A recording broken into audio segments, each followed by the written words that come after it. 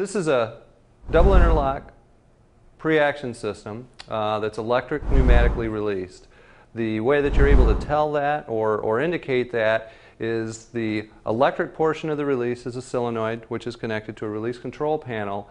The second part of the release, which is pneumatic, is a pneumatic actuator. A pneumatic actuator is a differential type valve that is held closed with air. In this case, the air pressure is being supplied to the sprinkler system piping as well as a pneumatic actuator to hold it closed. The way that the pneumatic actuator opens is upon a sprinkler head operation, or if there were a break in the system piping and the air pressure were to be relieved. This type of pre-action system requires that both releases operate before the deluge valve will flow water. In a standard installation, the electric release is set to operate prior to the sprinkler heads, which is controlling the pneumatic release.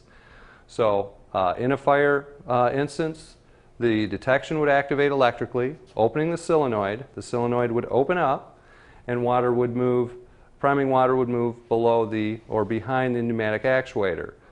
Once a sprinkler head opened, the pneumatic actuator would open and allow priming pressure to drain from the priming chamber of the deluge valve, and the deluge valve would flow water through the system. I activated the panel. It made the piezo sound, so then I silenced it. That was the first part, or our first interlock of our double interlock operation. Now the air is going to be reduced in the sprinkler system upon a sprinkler head operating, which we simulate in the back of our riser through a standard control valve.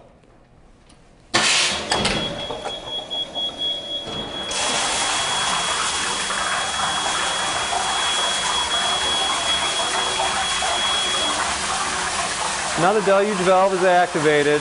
We need to close the water supply control valve on the deluge valve to reset the system.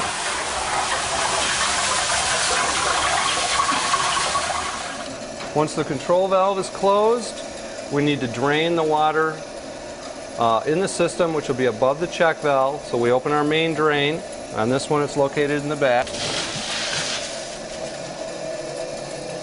Once we've thoroughly drained our sprinkler riser, we're able to close the main drain, correct any piping problem, or repair or replace any sprinkler heads that have opened, so we have a tight piping network. Then we can reestablish air pressure in the sprinkler riser. We need to open the auxiliary drain valve to drain any residual water in the deluge valve or in the trim of the deluge valve.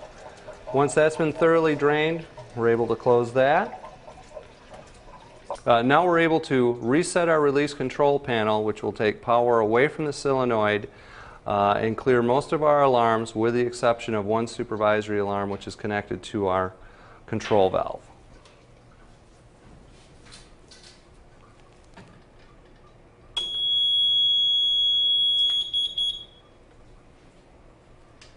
We're going to open up our flow test valve so we can purge any air in the inlet chamber of the deluge valve.